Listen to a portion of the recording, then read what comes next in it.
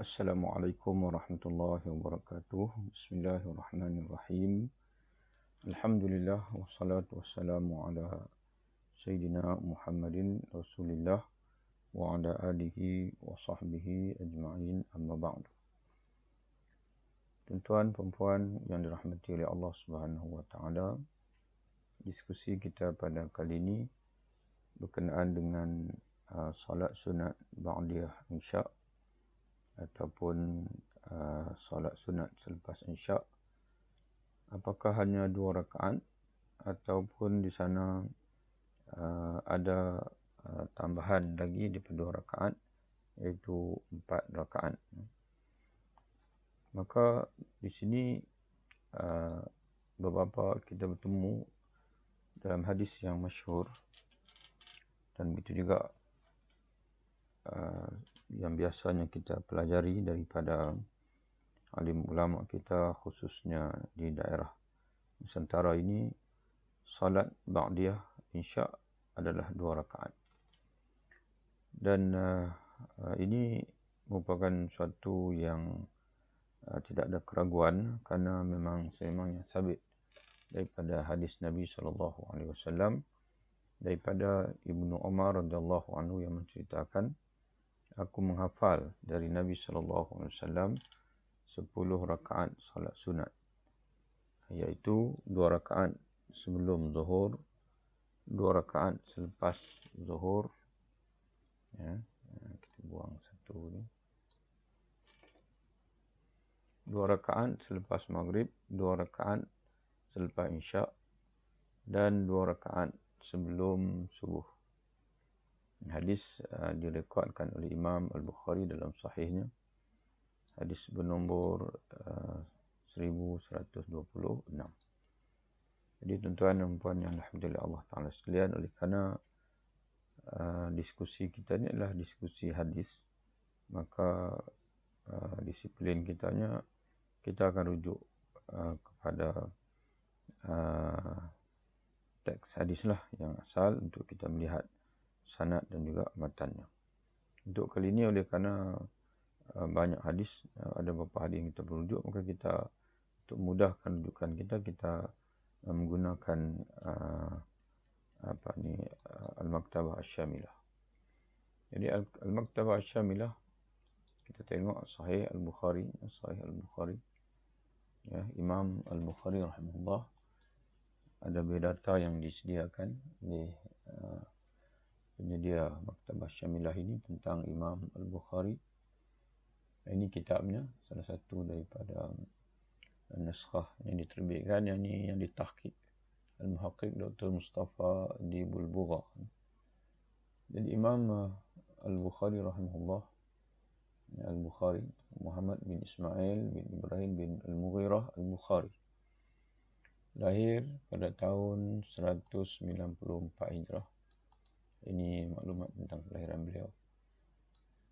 Lahir pada 194 Hijrah dan meninggal 256 Hijrah, ya, bersamaan dengan 810 Masihi. Ini tahun kelahirannya, dan wafat tahun 870 Masihi, ya. Jadi hadis yang menjadi rujukan kitanya ini ada dalam muka surat, ada hadis nombor 1126. Kita type di bawah ni 1126. Ini hadisnya. Qala Imam Al-Bukhari rahimahullah, hadatsana Salman bin Harb. Qala Salman bin Harb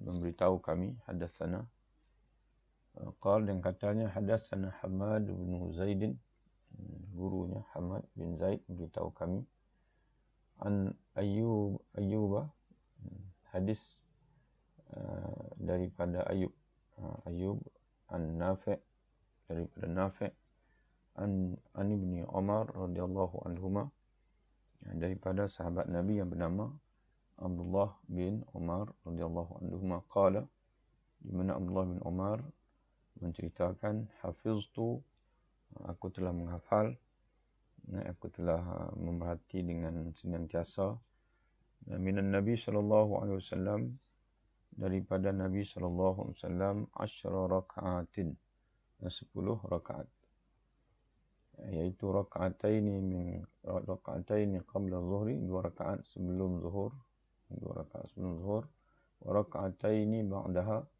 2 rakaat selepas zuhur, wa raka'ataini ba'dal maghribi fi baitih, dan 2 rakaat selepas maghrib di rumahnya, di rumah baginda. Maknanya baginda Nabi SAW melakukan 2 rakaat selepas maghrib ini di rumah. Wa raka'ataini ba'dal insya' fi baitihi, dan 2 rakaat selepas insya' fi baitihi, di rumahnya juga. Ini yang menjadi dalil bagi ulama, ataupun yang bagi persoalan kita lah, yang bagi persoalan kita, iaitu solat sunat selepas insya' adalah 2 rakaat. Wa raka'ataini, dan 2 rakaat qabla, selepas salat subuh. Sambung sinilah. Raka'ataini qabla salat subuh, 2 rakaat sebelum salat subuh. Kanat sa'atan, adalah ia merupakan waktu la yadkhulu ala Nabi, yang tidak ada siapa yang masuk bertemu dengan Nabi SAW fiha, pada waktu-waktu itu. Hadatsani Hafsah, Hafsah telah beritahu daku, annahu kana idza azana al-muazzin, bahasanya adalah Nabi SAW apabila muazzin telah melaungkan azan, wa tala al-fajr, dan salat subuh, waktu salat subuh telah masuk, salat raka'atain, yang baginda akan salat 2 rakaat sunat, iaitu sebelum subuh. Jadi yang lain-lain itu kata Ibnu Umar, dia memerhatikan dari Nabi sendiri, iaitu 2 rakaat sebelum zuhur, 2 rakaat selepas zuhur, 2 rakaat selepas maghrib, 2 rakaat selepas insya'. Adapun 2 rakaat sebelum subuh diberitahu kepadanya oleh Hafsah. Oleh Hafsah, salah seorang daripada isteri Nabi SAW dan saudara perempuan bagi Ibnu Umar, kerana kedua mereka anak Sayyidina Umar. Itu hadis dalam Sahih Al-Bukhari. Kemudian kita balik pada nota kita. Namun di sana terdapat hadis menceritakan Nabi SAW turut melakukan salat sunat 4 rakaat selepas insya'. Antaranya hadis dari Ibnu Abbas radhiyallahu anhu yang menceritakan, aku tidur di rumah ibu saudaraku Maimunah binti Al-Harith radhiyallahu anha, isteri Rasulullah SAW. Ketika itu baginda bermalam di rumah Maimunah. Setelah mengerjakan salat insya', baginda pulang ke rumahnya, kemudian mengerjakan salat sunat 4 rakaat, kemudian tidur, dan kemudian baginda bangun berqiyamul lail. Hadis bagaimana Sahih Al-Bukhari, hadis nombor 117. Jadi kita rujuk semula pada Sahih Al-Bukhari, hadis nombor 117. Jadi tuan-tuan sekalian, mudah-mudahan kehidupan kita diberkati oleh Allah Subhanahu Wa Taala dengan usaha kita untuk mempelajari hadis Nabi sallallahu alaihi wasallam, insya-Allah. Qala Bukhari rahimahullah, berkata Imam Bukhari, hadatsana Adam, ini guru Imam Bukhari lah. Adam memberitahu kepada kami, maknanya Imam Bukhari menerima hadis ini daripada Adam, bukan dia bersendirian, tapi ada rakan-rakan yang lain tersebut. Hadatsana, Adam telah memberitahu kepada kami, qala, katanya, hadatsana al-Hakam. Katanya siapa? Kata siapa? Kata Adam. Adam berkata, Syu'bah, hadatsana Syu'bah tu, Syu'bah memberitahu kami, qala, dengan katanya, hadatsana al-Hakam. Kata Syu'bah, Al-Hakam memberitahu kami, qala, dengan katanya, sami'tu Sa'id bin Jubairin, aku telah mendengar Sa'id bin Jubair. Sa'id bin Jubair, seorang tabi'in, an Ibn Abbasin, menyampaikan hadis yang diterimanya daripada Ibnu Abbas radhiyallahu anhu. yang sahabat Nabi, qala, kata Ibnu Abbas, bittu fi baiti khalati, aku telah bermalam di rumah, fi baiti, di rumah khalati, mak saudaraku, Maimunah binti Al-Harith, Maimunah binti Al-Harith, zaujin Nabi sallallahu alaihi wasallam, isteri Nabi sallallahu alaihi wasallam. Wa kana Nabi sallallahu alaihi wasallam indaha, dan ada Nabi sallallahu alaihi wasallam bersamanya, bersama Maimunah, fi lailatiha, pada malam ataupun pada giliran malam Maimunah. Fa shalla Nabi sallallahu alaihi wasallam al-isya'a, lalu baginda Nabi SAW mengerjakan salat isya. Salat isya, summa, yang ni pada malam itu Nabi SAW mengerjakan salat isya. Summa ja ila manzilihi, kemudian baginda pulang ke rumahnya, yakni rumahnya bersama Maimunah. Yang fasala arba'a, kemudian baginda mengerjakan salat arba'a raka'atin, 4 rakaat.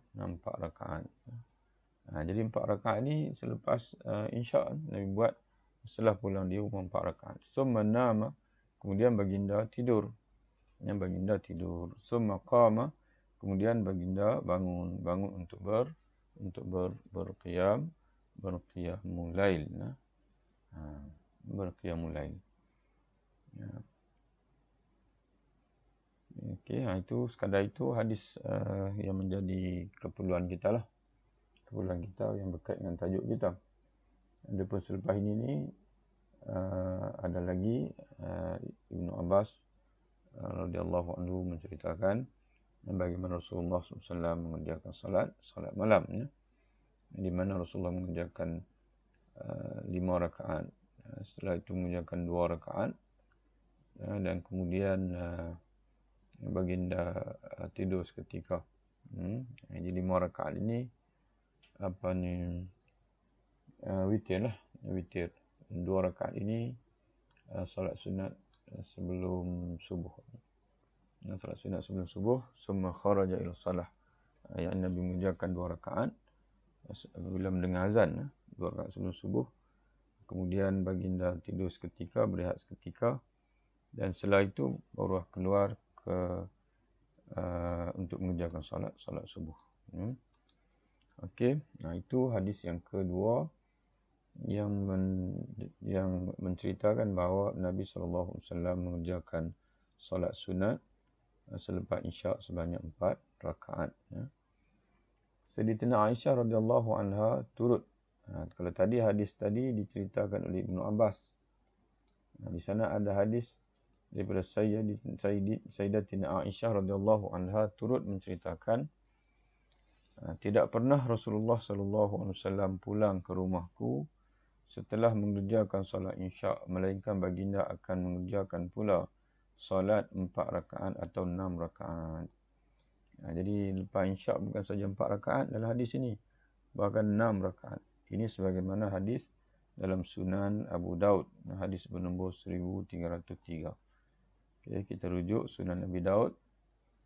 Sunan Abi Daud. Okey.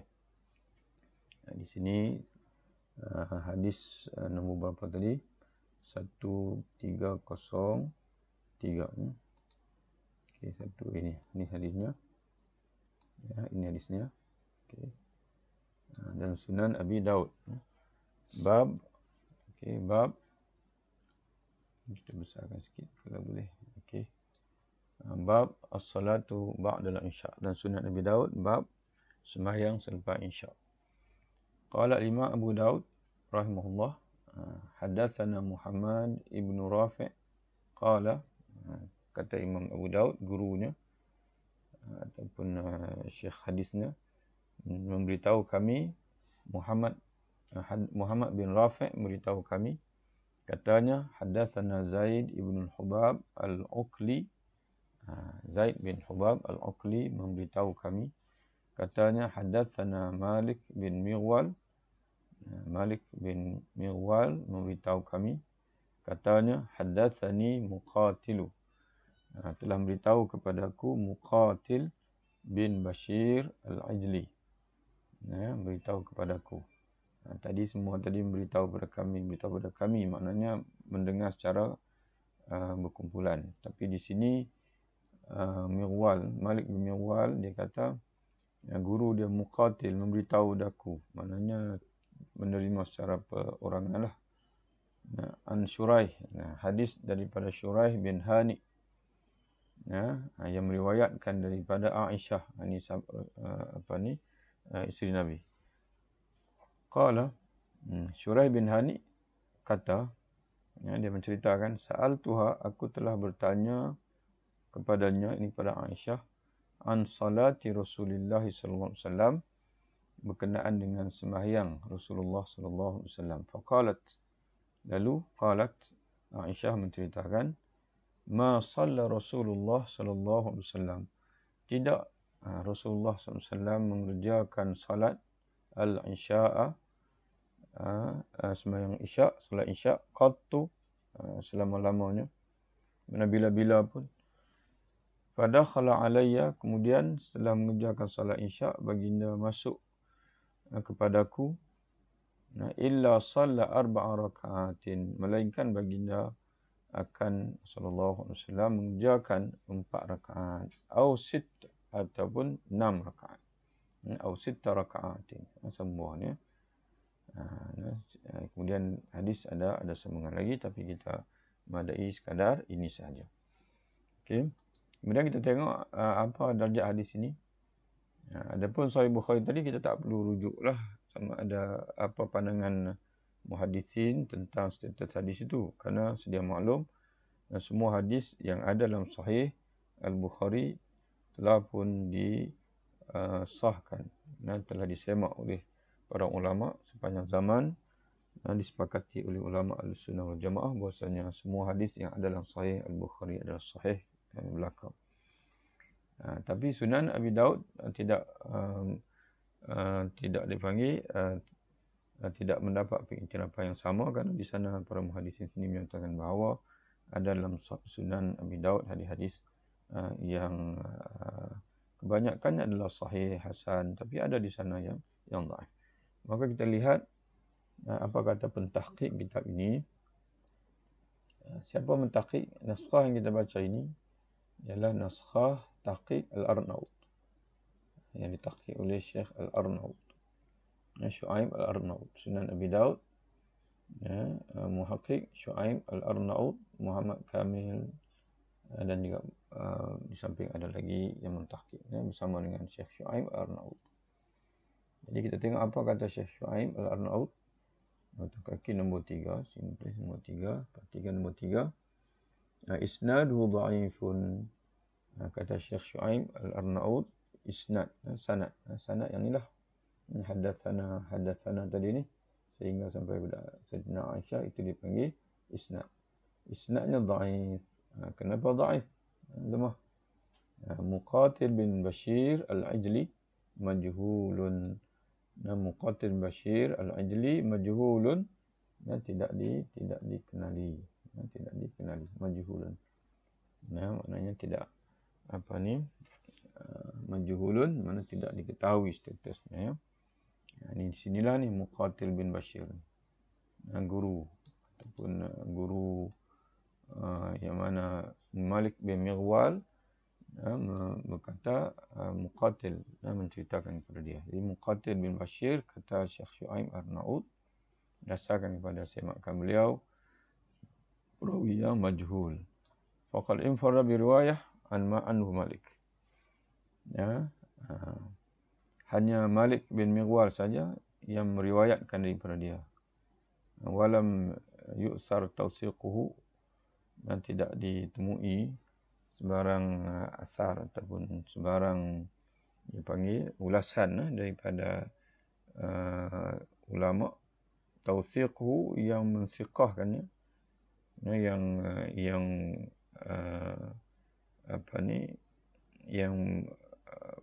menceritakan kedudukannya sebagai rawi siqah, illa an Ibn Hibban, kecuali daripada Ibnu Hibban.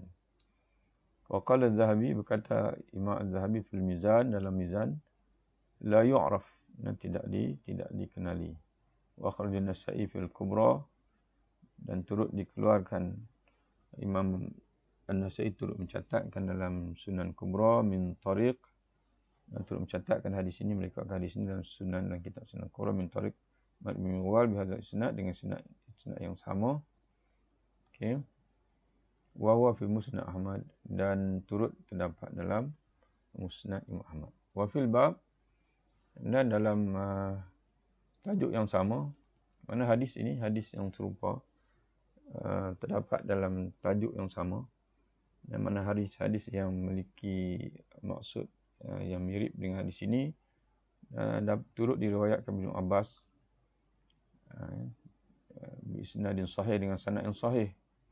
Wa fihi, di mana dalam hadis riwayat Ibnu Abbas, fasalan Nabi sallallahu alaihi wasallam isya, Nabi mengerjakan salat isya, summa jaa, kemudian pulang, fasalla arba'an, kemudian mengerjakan salat 4 rakaat, summa nama, yang kemudian baginda tidur.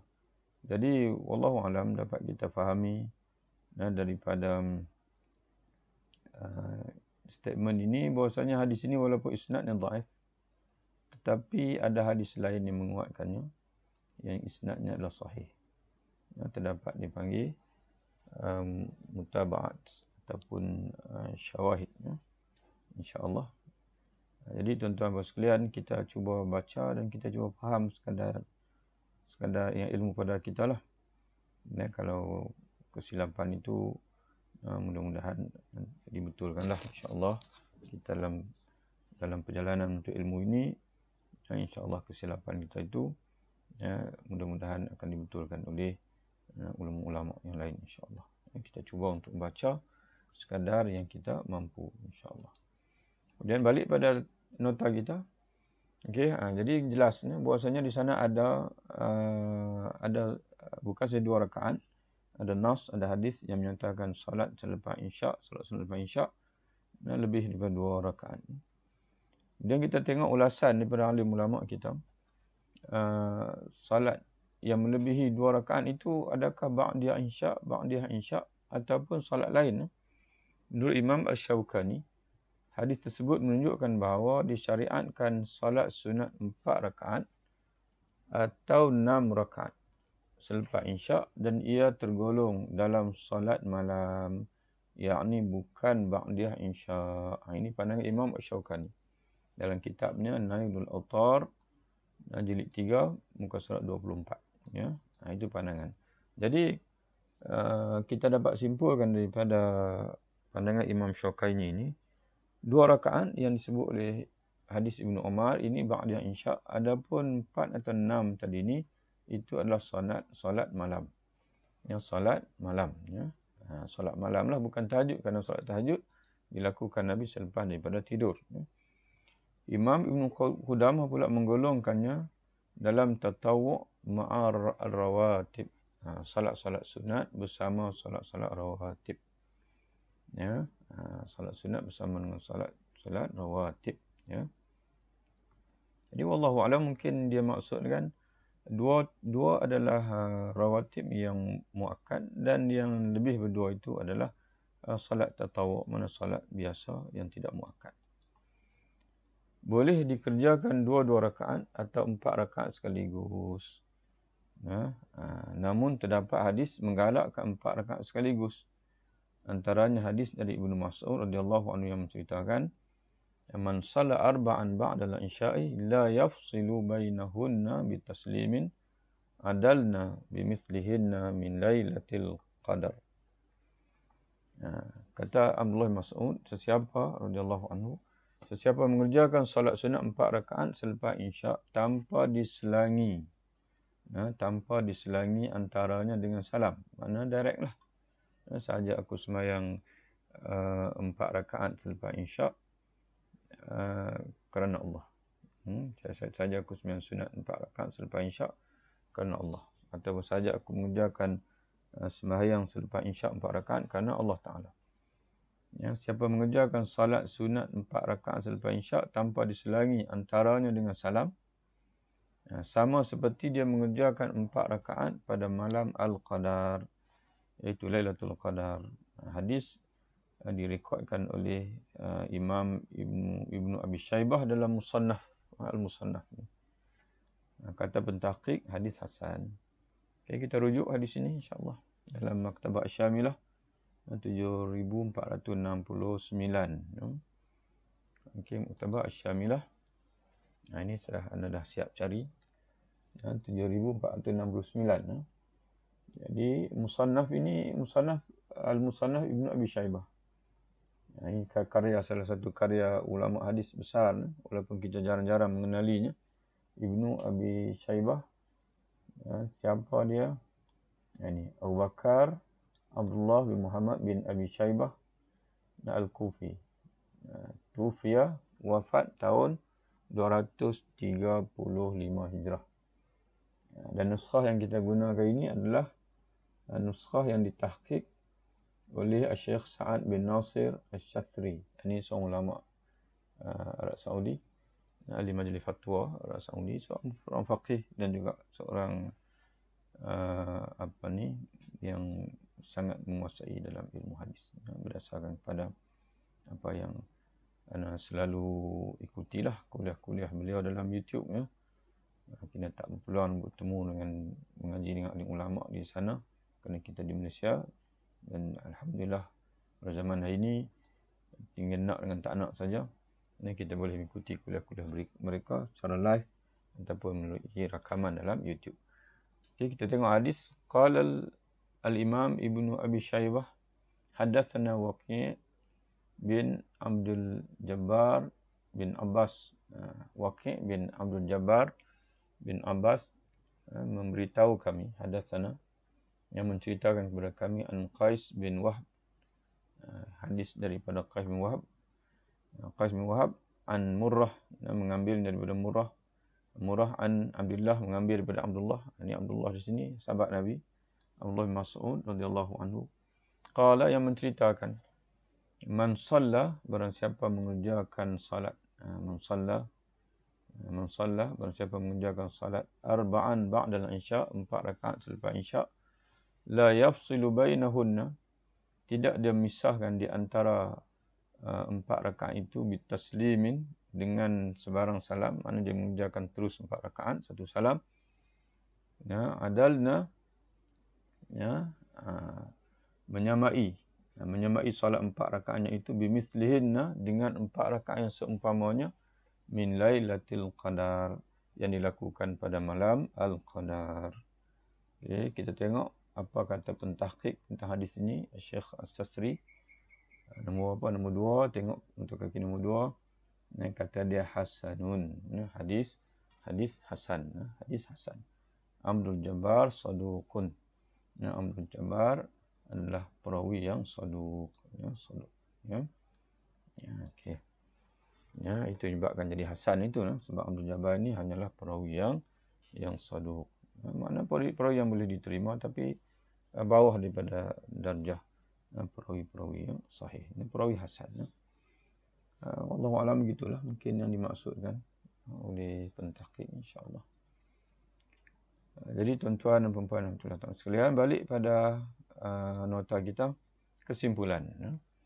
Kesimpulannya, setelah salat isyak disunatkan mengerjakan salat sunat ba'diyah isyak sebanyak 2 rakaat, diikuti dengan salat sunat 4 rakaat sebagai salat malam sebelum tidur, yakni qiyamul lail. Bukan tahajud. Kalau tahajud kena tidur dulu, ya.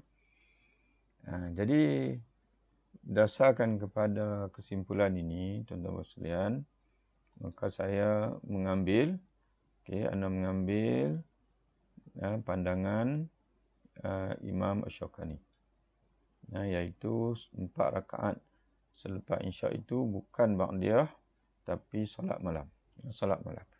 Jadi tuan-tuan, kalau mengambil pandangan itu, maka tak boleh berniat ba'diyah lah. Ya, kita niat adapun ba'diyah 2 rakaat saja lepas salat isyak, kita niat saja aku sembahyang sunat selepas isyak 2 rakaat kerana Allah. Okey, selesai ba'diyah. Kemudian kalau kita nak lakukan 4 rakaat lagi untuk dapatkan pahala ini, seperti mengerjakan salat pada malam 4 rakaat pada malam Al-Qadar, maka kita niat saja sembahyang malam. Sahaja aku sembahyang sunat 4 rakaat kerana Allah. Tak perlu sebut ba'diyah. Sahaja aku mengerjakan sembahyang sunat ataupun sahaja aku mengerjakan sembahyang sunat malam 4 rakaat kerana Allah Subhanahu wa taala. Jika tidak berniat bangun tahajud, elok disusuli pula dengan solat witir selepas tidur. 1 rakaat atau 3 rakaat.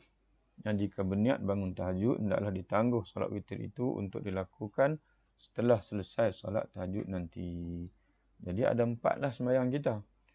Selepas isyak 2 rakaat, ba'diyah isyak, 4 rakaat ataupun 6 rakaat, solat malam, kemudian tidur, selepas bangun daripada tidur, solat tahajud, terpulanglah beberapa rakaat kita nak, kemudian tutup dengan solat witir. Demikianlah tuan-tuan sekalian. Okey. Dalam menyediakan nota ini ada 3 lah rujukan yang ana rujuk. Yang pertama laman fatwa Syekh Al-Munajjid, iaitu Al-Islam wa Soal, islamqa.info. Tuan-tuan boleh rujuk, insya-Allah bermanfaat. Ada bahasa Melayu tapi tak semua ya. Okey, jadi mudah-mudahan bermanfaat untuk perkongsian kita insya-Allah, sehingga kita bertemu lagi dalam siri yang lain dalam kajian hadis. Tuan-tuan dan sekalian, yang baik itu daripada Allah, yang salah dan silap itu daripada kelemahan liana sendiri, walaupun pada hakikatnya semuanya tidak ada yang berlaku melainkan dengan takdir Allah. Kita mohon ampun kepada Allah Subhanahu wa taala. Wabillahi taufiq. Assalamualaikum warahmatullahi wabarakatuh.